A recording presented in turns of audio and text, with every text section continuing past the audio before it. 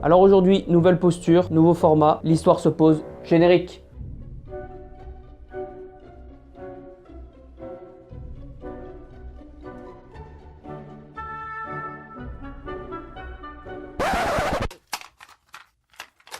Eat this.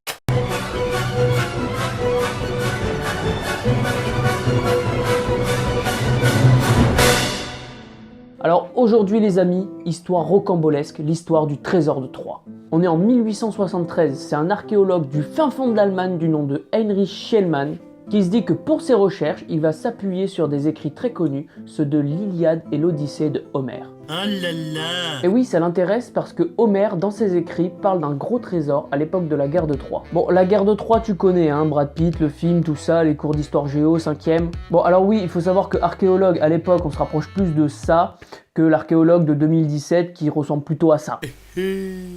Voilà, donc s'appuyer sur des écrits style poème très anciens pour aller chercher un trésor en 1870, c'est pas si con que ça. Ça se faisait énormément à l'époque et ça s'appelle de l'archéologie homérique, ce qui est logique en fait, oui.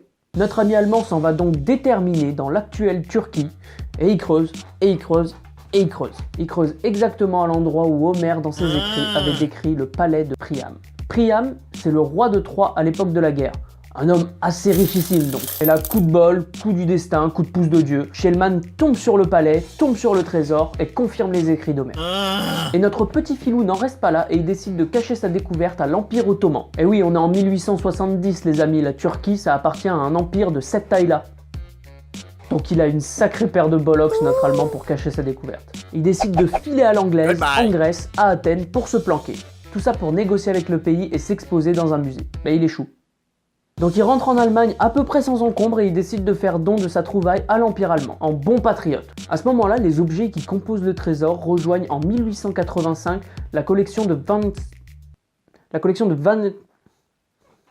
Völkerkundemuseum. Puis en 1931, le muséum de Für Vor- und Frühgeschichte. à Berlin. Et là, tout va bien.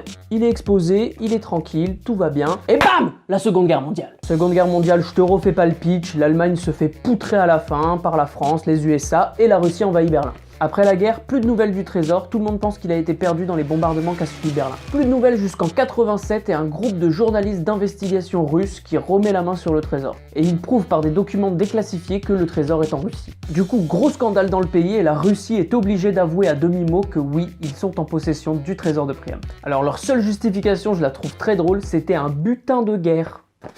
Butin de guerre.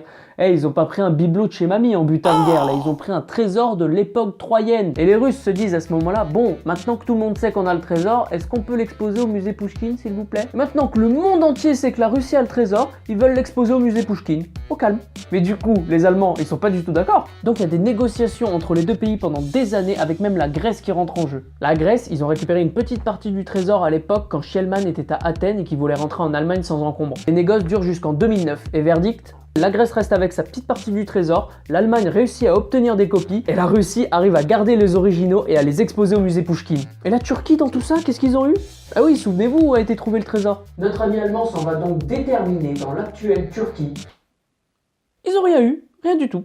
Walou, nada, rien. Bredouille, rien. Walou, nothing. Niet, nine, never, rien.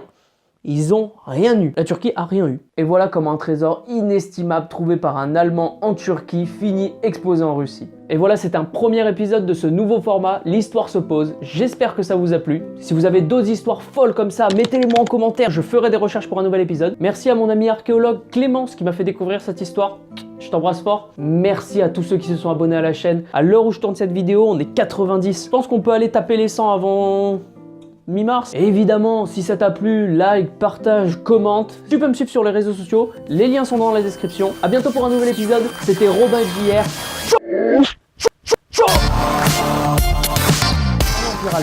En bon patriote, en bon